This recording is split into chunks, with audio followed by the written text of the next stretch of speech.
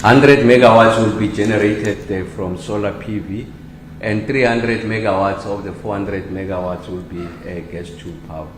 So like I said, this is the first of its kind in the country where a municipality says, in essence, we want to be our own ESCOM, we want to be less reliant on ESCOM. We think that we can work with the private sector to generate our own electricity. What this means is that it diversifies the flow of generation in the country. They are able to secure some of their best paying customers. You know that there are major industrial customers in eThekwini. They are able to protect those. And because they are using energy sources that are relatively cheap, so it means that they are able to provide this electricity at rates or tariffs that in some instances could be considerably cheaper than what ESCOM has to offer. So it means that their returns are much greater and that they're developing energy independence as I've mentioned. So the Electricity Regulation Act does provide that a legal framework, and that legal framework with regards to the regulations, it enables the licensing and also policy decisions, and also it guarantees that municipalities can also generate. So what we have been seeing in the electricity market in this country is that it's only private sector that has been generating, and that is most welcome.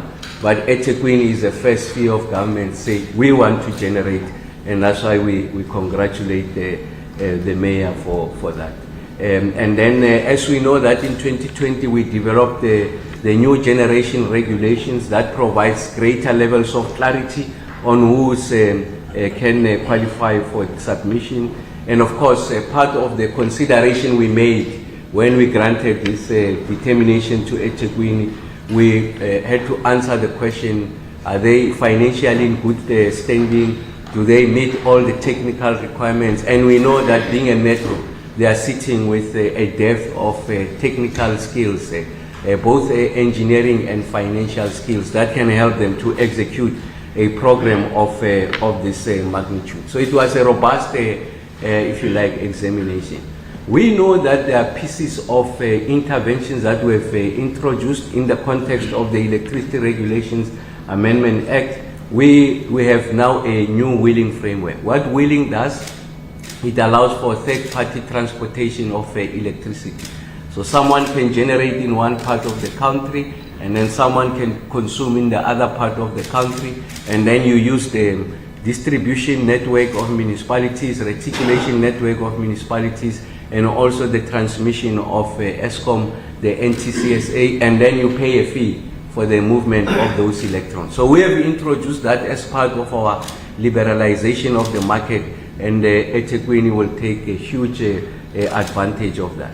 One of the issues that we're working on is to resolve the financial sustainability of municipalities. You know now, collectively municipalities owe ESCOM upwards of 100 billion rands. So we're going to cabinet to approve what we call the distribution agency agreement, where we go into municipalities, work with municipalities, give them the necessary engineering and technical skills, replenish their networks, address the issues of transformers, so that we are able to end load reduction. Like I said, so load reduction is now fixed in our eye line, and it's something that we're going to resolve. I will be sharing with the general public the roadmap in ending load reduction. We know that it's affecting peri-urban areas, if you like, your informal settlements, and also your villages. So we're coming with a comprehensive plan to resolve that. And then we also came with the interventions to ensure that we address the issues of grid capacity allocations, as this has been a major point of contestation. I've assigned NERSA, working with the business sector, ESCOM, and all other stakeholders to make submissions with regards to the rules that will govern this grid access. And I'm happy to announce that we are closer to finding each other, and I'm confident that we are going to resolve this problem. And what we are doing today with eThekwini, it allows us to have what we call localized generation. So we know that the generation in this country is located in Mpumalanga. Our power stations are all there in Mpumalanga. So we're moving generation now closer to the load centers. So where consumption is happening, we have major industrial users. So we're going to generate electricity closer to where the load is. And that's why we welcome the application by eThekwini of this 400 megawatts. It revolutionizes the space. So it's not just the private sector applications. So municipalities have woken up to the opportunity presented by the amendment, and that's the revolution that they were introducing. What is this going to do for eThekwini? First, it's going to ensure that there's a sustainability of revenue, because they are going to manage their own generation, they are going to manage their own consumption. Of course, as they start, I can imagine the mayor and council will prioritize the big users so that you are able to capture them here. The last thing you want is for your major industrial users to locate to other parts of the country, because eThekwini's tariff structure is exorbitant. They can't afford it, because remember, they are the takers of the tariff. ESCOM determines the tariff, and then they build into that tariff the cost of delivering, reticulating that. They add a surcharge, and then they pass it on to the end consumer. So the end consumer bears the responsibility of the tariff from ESCOM and the surcharge charged by municipality. You can see electricity is becoming increasingly unaffordable. So this is going to help them to manage the rate of increase and not rely on the ESCOM tariff structure. Of course, it will give them an indication, but because of the cost of production by eThekwini will be significantly lower, they can pass it on to the end consumer. And then it's going to allow us to build a eThekwini to reduce grid dependence. So the point I'm making, eThekwini has said that they want to, by 2026, reduce their grid dependence. So essentially rely on ESCOM, they want to reduce that by 20%. These 400 megawatts represent 25% of eThekwini's total consumption. So now they are going to be their own ESCOM, I mean, to put it in a layman's language. So eThekwini becomes its own ESCOM, and then it will determine how it reticulates. And then they have an ambition by 2030, 40% of the demand must be self-generated by eThekwini. And that's what I mean by grid independence. So you don't rely on the monopoly or the dominance of ESCOM. Municipalities will be able to generate for themselves. What is the other advantage of doing this?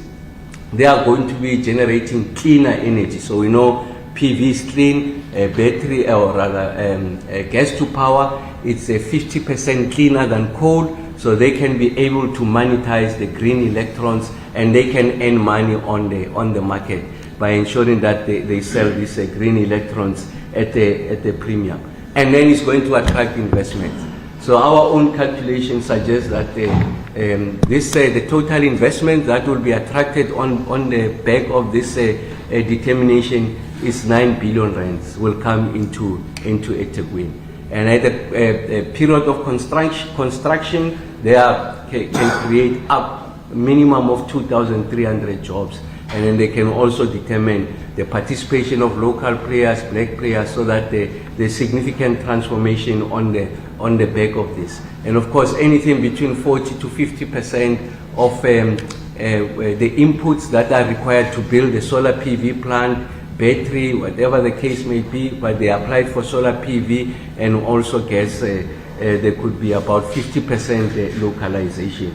And what they are going to do, they are going to help us to reduce up to 0.25 metric tons of CO2 equivalent. Remember that we've gone out in the public to say that we want to reduce our greenhouse gas emissions. So eThekwini is going to help us to resolve that problem. So what are these key highlights? Today, eThekwini now, at the conclusion of this, Mayor Cyril Kaba has got in his hand 400 megawatts that he'll be able to generate on his own, doesn't rely on ESCOM, it's 25% of his total demand in eThekwini. And then he can have a partnership with some of the marquee consumers here, so that it is on the back of that power purchase agreement that they can raise the money to be able to invest in the development of these projects. I want to emphasize that the construction of this gas to power and the 100 megawatt of solar PV, it doesn't have to come from their balance sheet.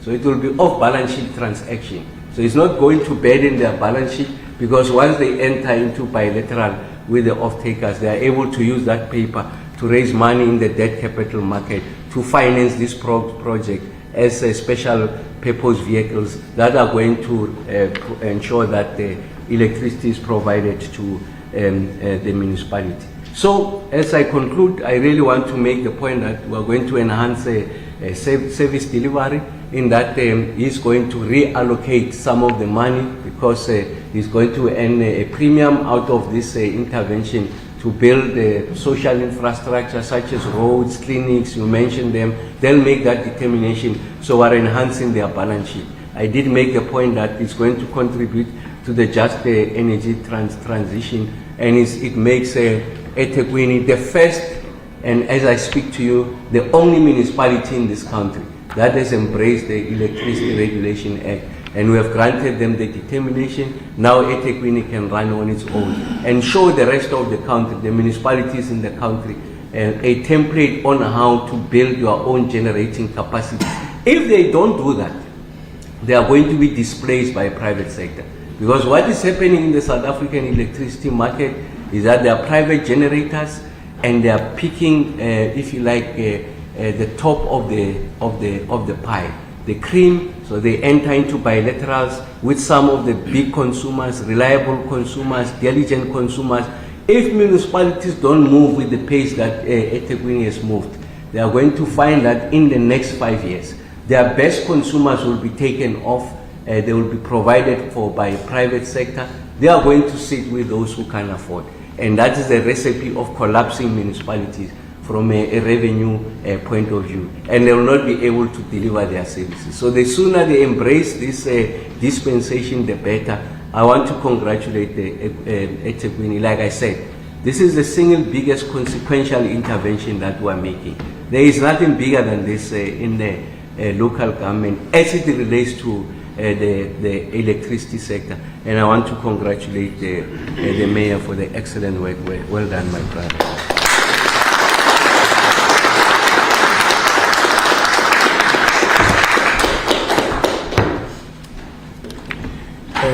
Thank you very much, Program Director, Ms. Tsakane Kambani, our Minister of Energy, Electricity and Energy, Dr. Kgosientsho Ramokgopa, the Chairperson for Economic Development and Planning, Councillor Tembo Ntuli, Chairperson of Trading Services, Councillor Mdu Nkosi. I wish to introduce the Executive Director for Technical Services, Longalo, Ethnic Msweli, and I saw another one over there for planning. It's Mr. Lihle Pewa. These are the EDs present. I also introduced the acting head for electricity. It's been renamed to energy, yes, and the other executives and senior colleagues present, and the municipal manager will join us shortly.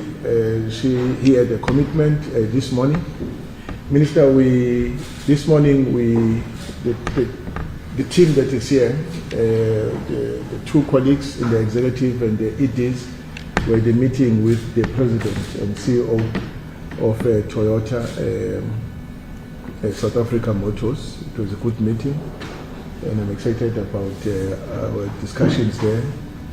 And and then from there we came here to have a meeting with you. Special Advisor, Mr. Silas Zimu, and all officials from the Department of Electricity and Energy in our midst, members of the media, ladies and gentlemen, good day. As a city, we welcome this historic announcement by the Minister. It marks a critical milestone in our energy strategic roadmap, which seeks to enhance energy security by diversifying energy sources and reducing reliance on the national grid. So today, we're not only celebrating the decision by the Minister of Electricity and Energy to authorize the city to develop new electricity generation capacity, but we are also affirming our commitment to lead South Africa's energy transition in a way that is secure, inclusive, and sustainable. We are excited that we are the first metro in the country to receive this determination from the Minister to procure new electricity generation capacity directly from independent power producers. This is a precedent-setting moment that reinforces the constitutional role of municipalities in ensuring that they deliver quality services. Ladies and gentlemen, allow me to briefly outline the journey we have traversed until we reach this point. Part of it has been covered by the Minister. In line with our energy strategic roadmap, the city took a decisive step in 2021 to respond to the national energy crisis. As a result, the Council resolved to initiate its own electricity procurement program through the Municipal Independent Power Producer Procurement Program. The decision was driven not only by necessity, but by a forward-looking vision of building a decentralized, diversified, and resilient municipal energy system. By July 2021, we issued a technology-agnostic request for information to the market, targeting 400 megawatts of renewable energy. This move allowed us to engage industry stakeholders, assess investment appetite, and lay the groundwork for meaningful public-private partnerships. A year later, our 400 megawatt business case received full endorsement from the KwaZulu-Natal provincial government. Subsequently, the National Treasury approved the project, positioning eThekwini as a national pioneer in municipal-led power procurement. In 2023, the municipality convened the first Energy Transformation Summit with key public and private stakeholders, reaffirming our commitment to a reliable, low-carbon, inclusive energy future. In the same way, we formally submitted our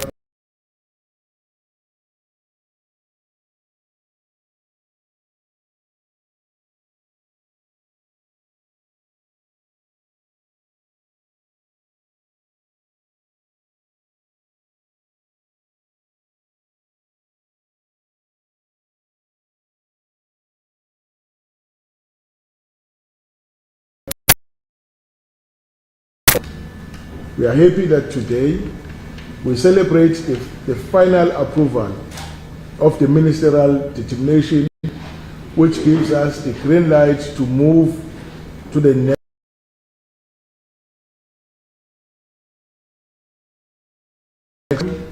Will allow the city to procure 400 megawatts of new generation capacity, 100 megawatts from solar PV, and 300 megawatts gas to power, with a focus on dispatchable, reliable, and low carbon energy technologies. Our energy mix is clearly articulated in our integrated development plan. Let me emphasize this point. Our energy strategy is embedded in our ITP, which is a legislated planning and performance management instrument. The inclusion of our energy mix in the ITP ensures that our power procurement is directly tied to broader development outcomes, job creation, economic growth, climate change, and spatial transformation. We want to assure our ratepayers that this program is financially sound. Preliminary modeling indicates that it will save the municipality approximately 5 billion rand over the duration of the power purchase agreements, translating to around 250 million in annual savings. These are savings we can redirect to the upgrading of infrastructure for basic services that will directly benefit our residents. Furthermore, this program is catalytic as it is projected to unlock 8.5 billion rand in private investment and boost regional industrial activity. Most importantly, it will create an estimated 2,200 jobs during construction and operation phases. This initiative will also empower small businesses and promote inclusive enterprise and supplier development. Therefore, this is not abstract policy document. It is a tangible plan that will bring meaningful change to our communities. From an energy security standpoint, once fully operational, the new capacity will reduce the city's reliance on the national grid by in excess of 18%, significantly cushioning us from up to stage 3 load shedding. Load shedding is a thing of the past now. It's just a safety valve. During this period, our economy can stay productive. Our hospitals, schools, and police stations will continue to operate without any disruption. The project supports both our climate action plan and South Africa's nationally determined contributions under the Paris Agreement. It is expected to avoid 250,000 tons of CO2 equivalent emissions annually, a significant step towards achieving a just transition and low carbon emissions. Ladies and gentlemen, the procurement will be rolled out in phases. The request for proposals for solar PV will be issued in December this year, with the construction expected by September 2027. The gas to power RFP will follow in 2026, and the details of which will be communicated in due course. This staggered approach allows us to align with demand profiles, strengthen local capacity, and manage implementation risk responsibly. In conclusion, ladies and gentlemen, let me reiterate that is not an isolated program. It is an integral part of our long-term development agenda, guided by our IDP, our energy policies, and our smart city ambitions. It is indeed a cornerstone of the city of the future we currently build together. We wish to extend our deep appreciation to our partners across all spheres of government. It is through your guidance and collaboration that we've reached this milestone.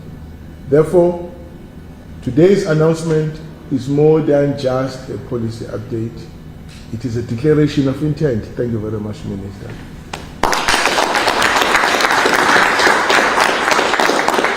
It says the city is ready to lead and accelerate energy development with local action. It demonstrates our readiness to reimagine a power system that serves all our people. Thank you, Minister.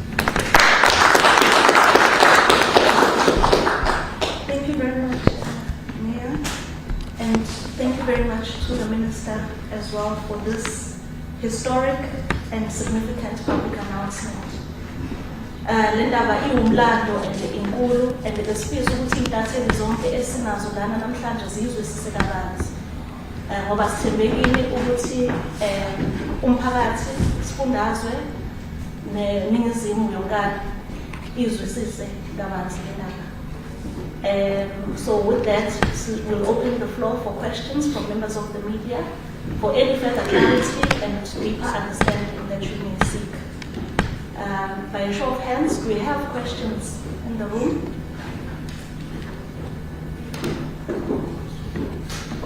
We've got one hand at the back. Any other questions?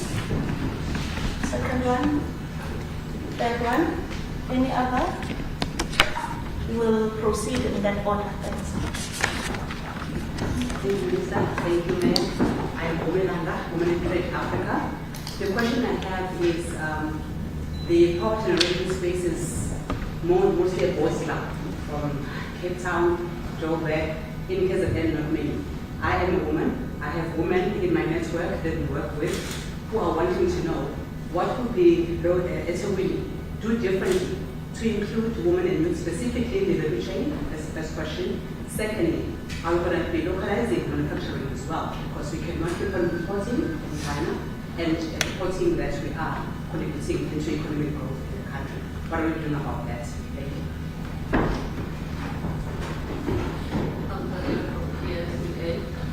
My question is, Minister, with this project, is there funding from national government to help or assist the local municipality in ensuring that this project gets off the ground and the city is able to fulfill the obligation that go with this project? And so how much are we looking at National Treasury or your department to help fund the project? And in terms of the time frames, just to be specific, in terms of the proposals, maybe to you, Mayor, when are we looking at issuing us or making that call for submission? And when are we likely to then see the approval for those who are going to assist the city in making sure that does get these projects off the ground and the electricity into people's homes and businesses? Thank you. My name is Simpiwe Makanya. I work for SABC TV News. Minister, the first question to you is, obviously, this seems to be the way that you are encouraging other municipalities to follow suit. But isn't this going to hurt the power utility ESCOM in terms of its ability to generate revenue? And also, perhaps linked to that, the question to the mayor is, currently, how much money does the city owe to ESCOM? Thank you. Thank you. Any other questions before we get responses from the Minister and the Mayor? Very much, colleagues, for those set of questions. I want to also just deep into the question raised by Ms. Langa. The first one, I know it's a question directed to the mayor in relation to this specific project, but I want to answer at the national level because I think your question is opposite, is very relevant.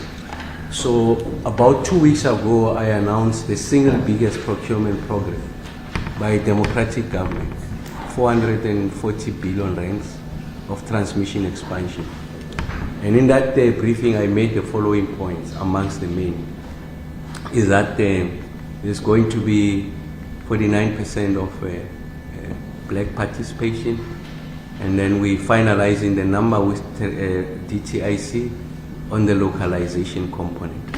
And I made the point that we are going to foreground the role of women and youth in this build program. And in fact, we have scheduled, I think in 2 weeks' time, an engagement with people like yourself from Tuesday, on Tuesday. So it's going to be an open platform. Even if you can't come through, you'll have a web, it's a webinar, you come in and then we'll be very specific about this opportunity. So your question is right. We have learned from our experiences with regards to the Independent Power Producer Procurement Program. We have, there's total investments of over 250 billion, but there is nothing to show in the economy in relation to the transformation aspect and also the industrialization aspect. And it doesn't end there. We're going to cabinet, now we have finalized the IRP, the Integrated Resource Plan. We're going to be procuring significant amount of new generation. Once it's approved, it's going to surpass the transmission program, because that one is 2.2 trillion rands of investments in the next 10 years. So if you come to think of it, it's about 25% of the South African GDP. So that's the biggest program that the country has ever announced. So once cabinet approves, we are going to spend 2.2 trillion. So it's going to work out, if you like, about 220 billion per annum. But when we start, we'll start slow. When we peak, we'll be spending close to 300 billion rands per annum, which is significant in terms of, if you were to look at the budget today, it's about, if you like, so the budget is 2.1 trillion rand, so it's about 15% of the total budget, just spent on one program. So once we are done with that, we must show where these black entrepreneurs, where the female participate. So you can see it dwarfs this program. Here we're talking 9 billion, there we're talking 440, 2.2 trillion. But your point is right. Whether the program is small or big, 9 billion by any measure is huge. So I'm sure that the municipality will be able to cater for that. And then the question from ENCA, no, there is no, you remember I made the point is that it's an off-balance sheet transaction. Oh well, eThekwini will see how they design it, but the mayor just shared with us. So they are going to call for proposals. So it's the private sector that brings its money. Even this amount that I told you about, this 2.2 trillion I'm talking, it's not our money. The private sector will invest in the South African economy, but will place conditions, black participation, black content, local manufacturing, all of that, so that we are able to transform the South African economy. In relation to Pierre's question, it's an important question you are asking. So if everyone is leaving ESCOM, who's going to be left with the ESCOM? It's in the best interest of ESCOM that domestic and local consumption, it gets to be serviced at the domestic and local level. So this enhances the diversification of generation in the country. So essentially when Mayor Klava gets to a point, so 25% are self-generate, so it'll get to industry and then also provide for his own, for the domestic consumption here. So that burden of over 100 billion rands that is owed to ESCOM, the municipality will then be able to address that at the local level. Of course, there's technology that allows us to achieve this. And then ESCOM will then be focused on, in large part, your industrial consumers. And then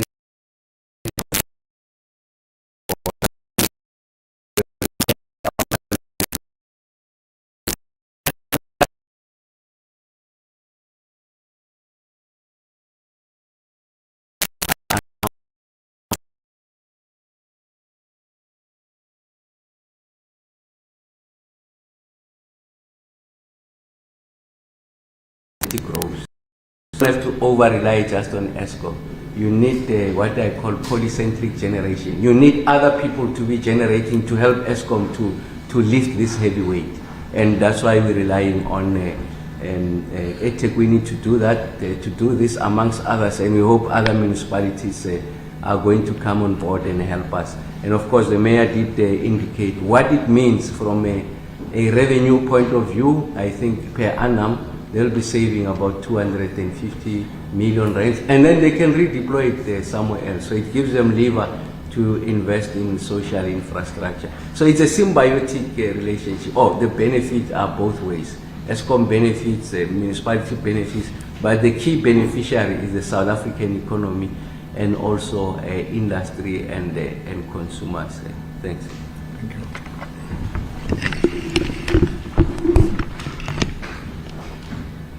Thank you very much, Minister. Thank you, members of the media, for your question. Perhaps let me start with the simplest question of all, whether the city owes ESCOM. The plain answer, Minister, to that is that we don't owe them even a single cent. We don't own water, utility, we don't own ESCOM. We spend about 17 billion rand. That's money we set aside to purchase power from ESCOM, and about 5 billion rand to purchase water from Umgeni, Utugela. But the customers are the ones who are owing us. But it's a matter that is receiving attention, Minister, and there are strategies to deal with that, because we also have a responsibility to bring down our debtors book. So we are well alive to that fact. And then the second point raised about empowerment of women and youth in the process.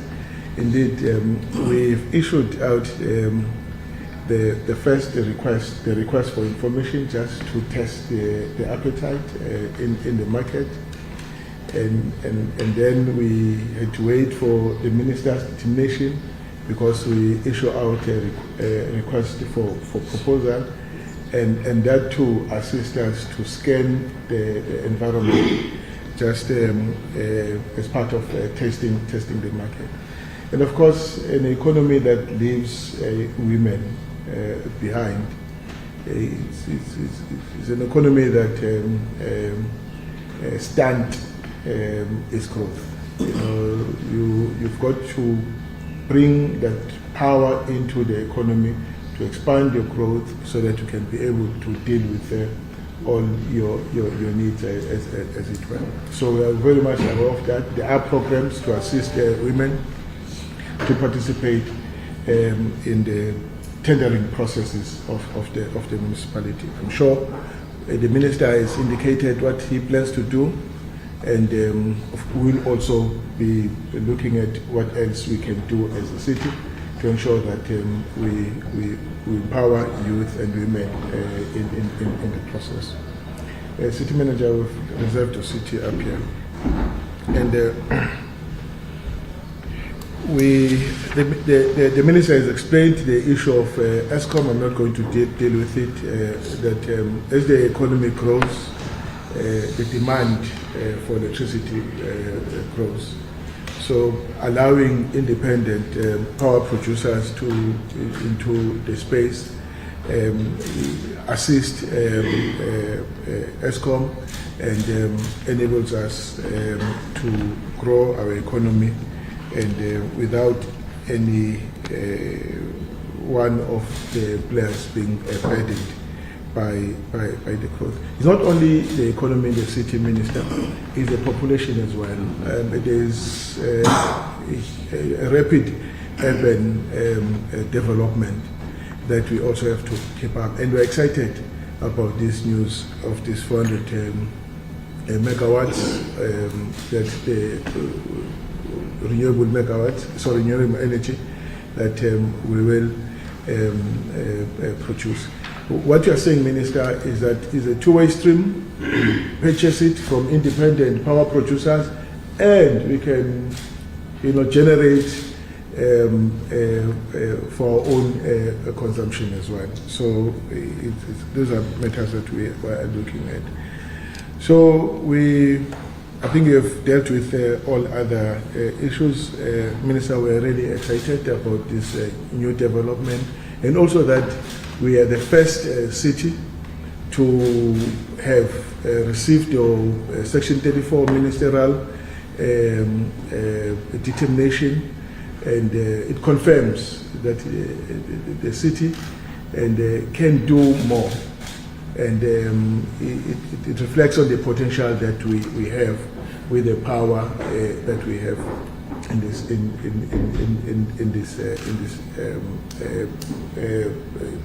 place. Thank you very much, Minister. Thank you very much, Program Director. And there it is. Thank you. Thank you very much once again to the Mayor and the Minister. And I would assume that we don't have any follow-up questions. Since my assumption is then correct, which therefore means we've come to the end of this media briefing, and perhaps just to share with members of the media that from here, as the Mayor has alluded to the issues or the elements of the potential that the city has with the